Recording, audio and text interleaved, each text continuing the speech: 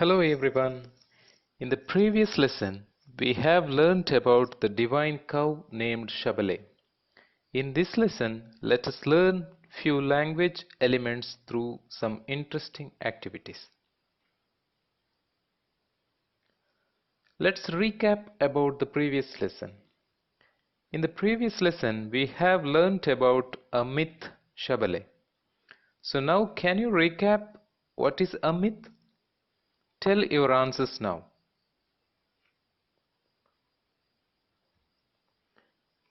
So myth is a traditional and imaginary story of heroes such as gods and goddesses. Now let us move on to a very interesting activity. That is, we are going to watch a video on a popular Indian myth. Listen carefully to the story in the video, and you have to write the story in the form of a short comic strip. You might have read many comic strips. In the same way, you have to write this comic strip. Are you ready, children? Here, one example of comic strip is given. If you are unfamiliar about comic strip, just observe here. A comic strip has the pictures of characters, a short sentences explaining what is happening in the picture.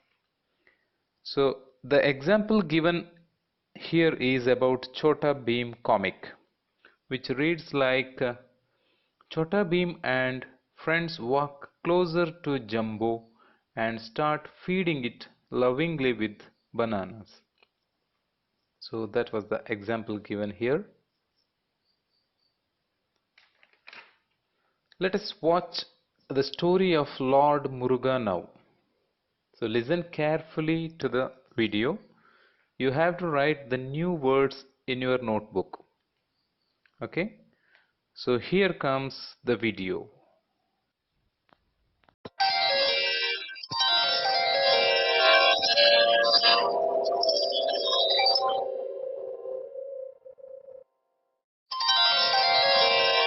Shiva and Parvati lived happily together.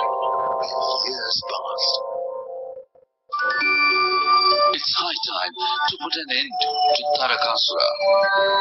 We should remind Lord Shiva that only his son can slay Taraka. Let me call Agni Deva to remind him of our need. Indra called Agni.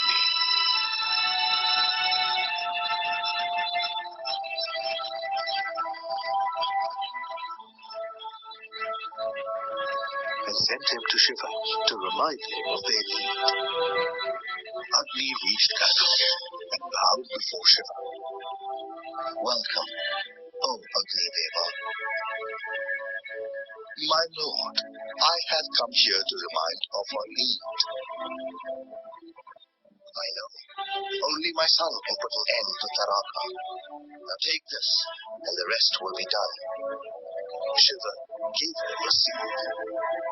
Agni took the seed, but it was so hot that he could barely hold it. Ah, it's too hot. I shall take it to Indra.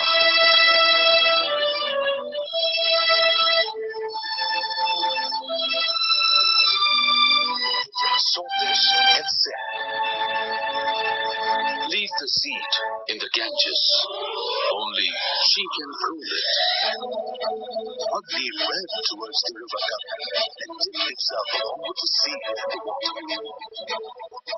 The seed split into 6 pieces, and 6 children emerged on 6 beautiful lotuses.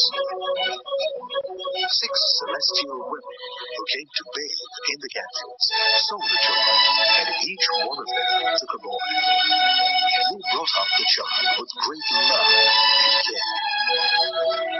One day,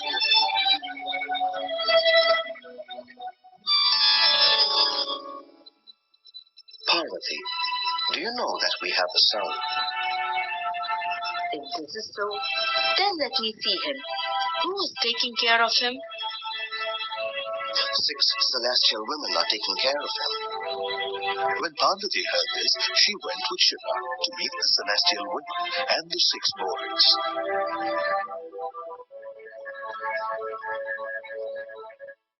Oh, my dear sons. When she hugged the children, all 6 of them became one child with 6 heads. Let's name him Kartikeya. Shiva and Parvati returned to Kailash with Kartikeya. Okay children, that was a fantastic video on Lord Muruga. Have you written the new words, children? Good. So let us learn the meanings of the new words. Okay, here are the new words. Slay, which means to kill. Slay means to kill somebody. Dipped, get into the water. Dipped means to get into the water. Next one, bowed, which means to bend the body in respect. Not just merely bending. Bending in respect is called bowed. So again dipped is given, which means get into the water. Another new word is split, which means to break into half. To break into pieces is called split.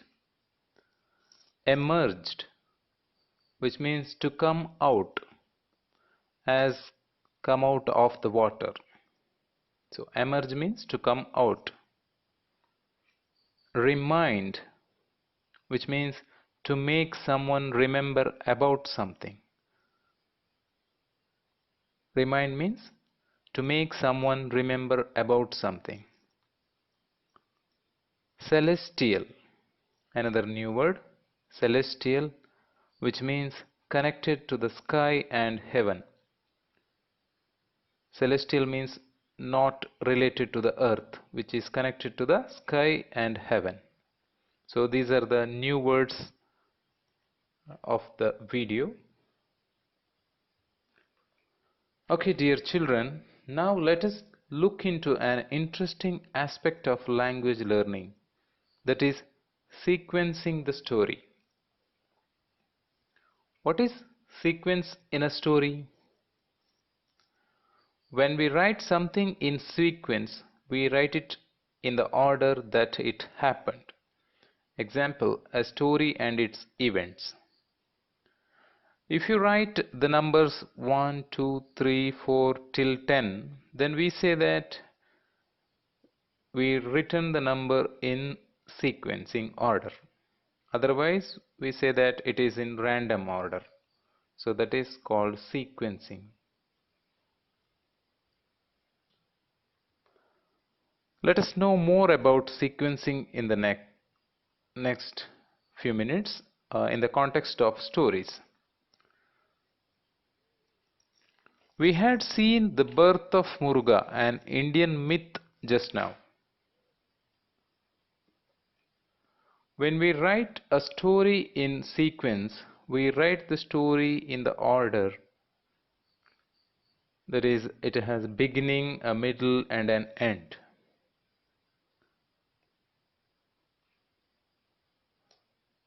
We write the story in order that the events take place. We give a beginning to the story, and it has a middle part and an end part. So here is the sequencing story map. The first one is events at the beginning of the story. So the first part is the beginning. Example, usually children's stories begin as once upon a time in a forest, once upon a time in a village, like that. It is the beginning of the story. And the second part is events at the middle of the story. In the middle part of the story, we get a lot of informations and important events happen in the middle part of the story. So it's very important. And the third one is events at the end of the story. Every story will have an ending, maybe happy or sad. Usually all the myths have happy endings. Children, let us do an interesting activity now. I will give numbers to three students as 1, 2 and 3. You have to read the story parts aloud which I give you in next few minutes. And others have to listen it carefully and follow it. After reading the story parts by three students, you have to raise your hand and tell me which part is the beginning of the story, which is the middle, and which is the end of the story. Did you get me, children? Are you ready for this activity? Okay, let's move on. Story sequence. So read the events in the next slide carefully. The events of the story have been mixed up, so you have to listen carefully. So read through each event carefully and arrange them in the order of a beginning, a middle, and end. So here is the first part. One day Shiva spoke to Parvati and told her that they had a son. Parvati, eager to meet her son, went from Mount Kailash to the 6 women. On reaching, she hugged the 6 boys. The 6 boys became one son with 6 heads. Shiva and Parvati then came back to Mount Kailash. The next part. Suddenly, the seed split into 6 pieces, and 6 children came on the 6 flowers of lotus. Each of these boys were brought up by 6 heavenly women with a lot of love and care. And the next part. For many years, Shiva and Parvati lived happily. It was decided that only Shiva's son could put an end to Tarakasura. Agni was sent by Indra to Shiva to remind him of his deed. Shiva gave Agni a seed, not able to hold the seed as it was too hot. Agni ran to the Ganges river and dipped the seed in the cool water. So here we finish the third part also. Now we'll check which is the beginning. So this is the beginning part. For many years, it starts as for many years, and this is the middle part, and this is the ending.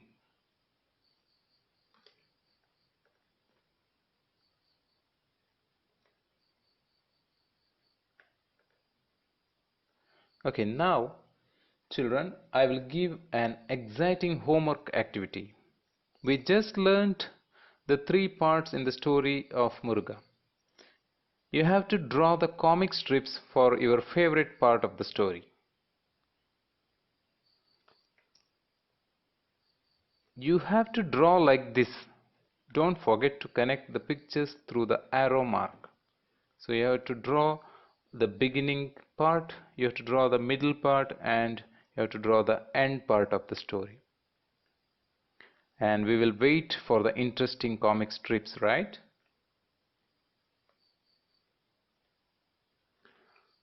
Dear children, now I will divide the class into 2 groups.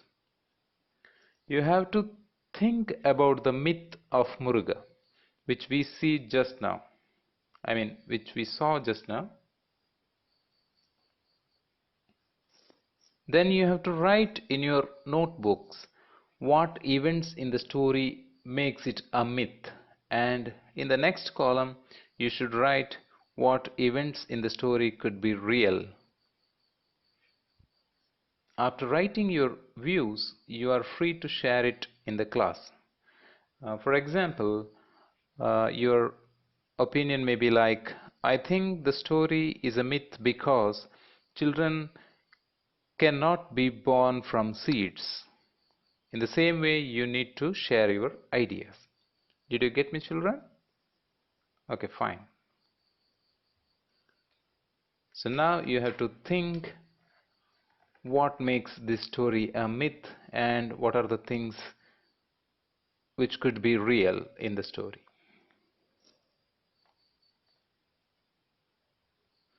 Okay, it's again thinking time. Now make two columns and list all the events that make it myth in one column and list all the events which could have happened in the story in another column. So it's your time now.